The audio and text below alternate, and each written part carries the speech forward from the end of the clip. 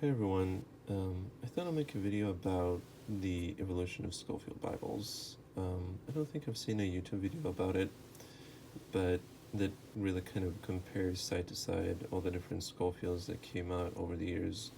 I don't have all of them, but I do have 3 here that will be a good representation of what the Scofield looked like in the past and how it progressed.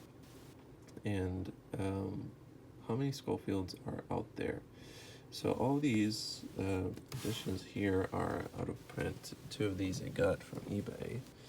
But the first one is definitely this one. And this is what's called the Old Scofield Bible. Now there are a couple of Old Scofields here. I got this one at a used bookstore, and I did glue these archaic words table. I have some in the back, but this is the presentation page. This is exactly how it looked like, and this is a minion. I don't know if how rare these are, but as you can see at the bottom here, this is a minion. This is facsimile series number 1. Probably the smaller ones are called that. And the copyright for this is 1917. There is a copyright renewed, 37 and 45. But basically what happened, the first Scofield came out in 1909. And it drew a lot of attention. And Oxford shifted things around a bit with the layout, and some of the notes have gone revision or an upgrade, if you will, for the 1917, and you can see the preface here for the 1909, and then what's called the present edition. Now some people call this the Scofield 2, or the Old Scofield. And we'll get to that in a minute. Here's the panoramic view of the Bible. The panoramic view of the Bible, this article, you will not find it in 1909. And you can still get the 1909. People still sell it on eBay. And it doesn't usually look in really good condition. I got this one. This one is printed in 1963. Have a dedication in the front by the previous owner for 1964, but this is, I just love this Bible. I just love this Bible. I love this font. I think it's very readable, and I love the size of this Bible. I think this is genuine leather. I hope I'm not wrong. But it does look like it has seen better days. Regardless, this is a fantastic Bible. Good for study. It's even good for devotional reading. A lot of the notes have a devotional component, which I really appreciate. Also, another thing that you'll see, and we'll get to it in a second, is the layout is consistent throughout this Bible. Now, fast forward to 1967, and the new Scofield Reference Edition comes out. This is a hardback. I haven't introduced the spine, but it looks like this. Holy Bible Concordance, Scofield Reference Edition, and the Oxford. Here it's the new Scofield Reference Edition. So this is like the 3rd upgrade, and Scofield is already with the Lord at this point. He died in the 20s. 21 or 23. This came out in 1967, still printed in the United States. Here's an introduction to the 1967 edition. And what they have done is they have significantly revised, or what they say in their words, they're augmented the notes. So for those of you who don't know,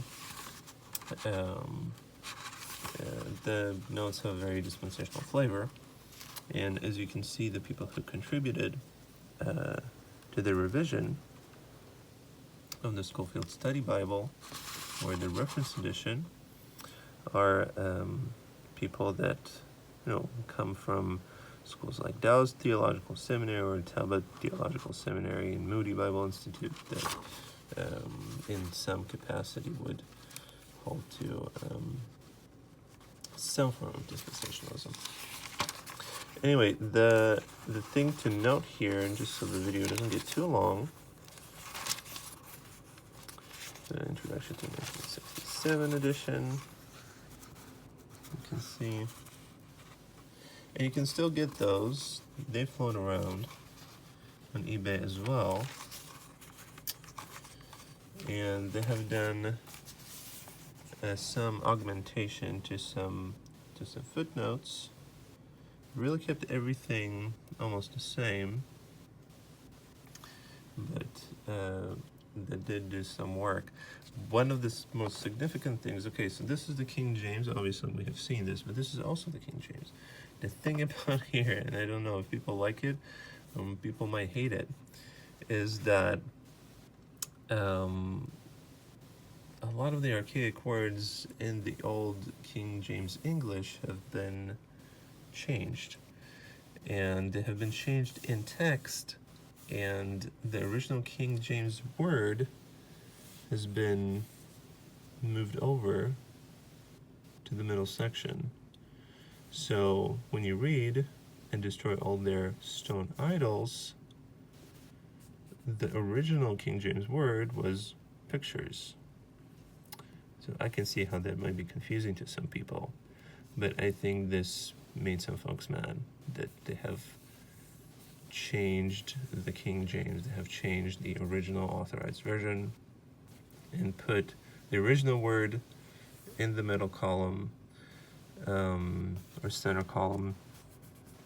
I don't know how I feel about that. On one hand, I can understand, like, if you want the reading to flow, you want to have the word right there, but then I mean, it's the King James. People are sensitive about that. But this is a really good copy, and it has another significant difference. Well, first of all, this is a red letter, but as you can see, I'm pointing to Luke, but so this is Matthew. This is Matthew. But they have changed the New Testament into a 4-column format, while the Old Scofield is consistent throughout.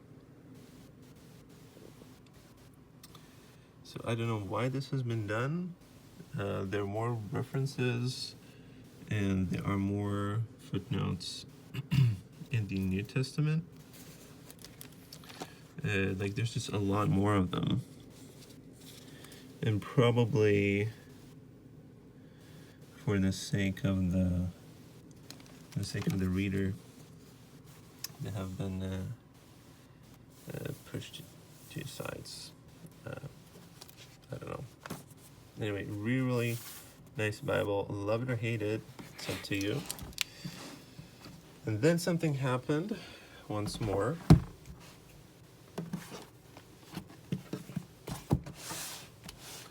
And Oxford in 1984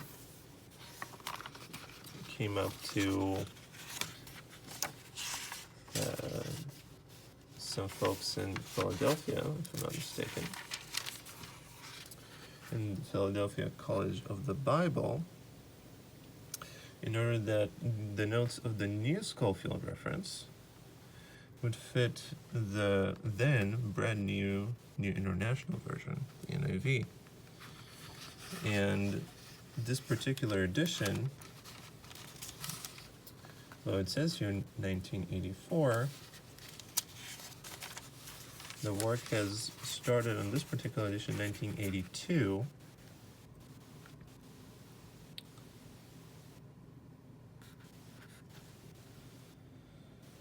But the text of the NIV is the 1978 text. So it's before the 1984 revision. They kind of came out the same year, which is interesting. But that's because the work for the NIV has been done in prior years. So this is the introduction to the 1984. And basically what they have done is they didn't change anything as far as the notes go, as far as the text, so nothing was changed. But it had to be fitted with the NIV.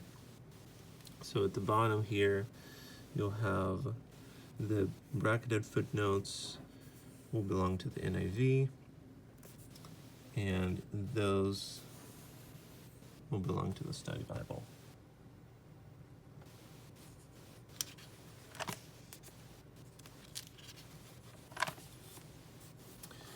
And they, of course, retain the 4-column format in the New Testament.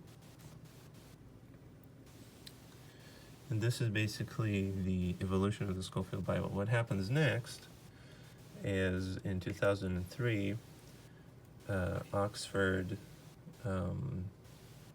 updates its Scofield once again and brands it as the Scofield 3. And it comes out in the KJV, NKJV, HCSB if you can find it, it's out of print. NASB also out of print, but you can still find it. But this particular one from 1978, you can only get it on eBay from folks who are selling those. This is a really nice condition. This, I think, has been rarely used, and it's just really fun to see the evolution of the Scofield. But at the time, this is the only other translation that it was available in was the NIV, and King James with the word changes, and now it's available primarily in the NIV, NKJV, and KJV. And the edition that I do not have to show you guys is the Scofield 3. And 3, I really wonder, maybe somebody can tell me, is it 3 because this is 2, meaning 1917, or the 1967 is 2? And then Scofield 3 is the new edition that came out in 2003. I wonder what the rationale behind it is. But maps were done. The Bible was basically modernized because the NIV, even the one that came out in 1984, looks almost exactly the same as the new reference Scofield. If you compare them side by side,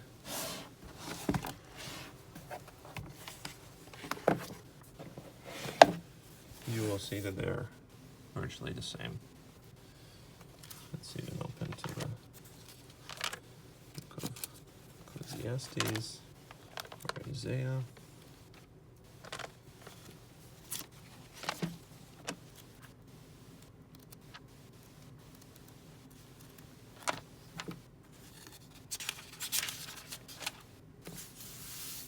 So you can see they're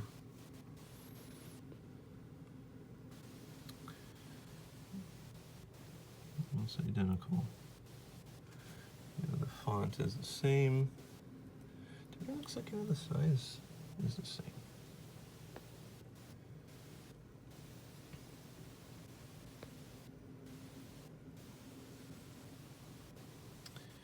But the guys at Oxford thought it would be a good idea to make the Scofield available in a new translation, and the NIV just exploded when it came out. Anyway, hope this helps. If you see one of these, by all means go get it, because even the 1984 NIV is coming out of print. Once the stock is gone, Oxford will switch to the 2011 NIV. So, yeah, thanks for watching.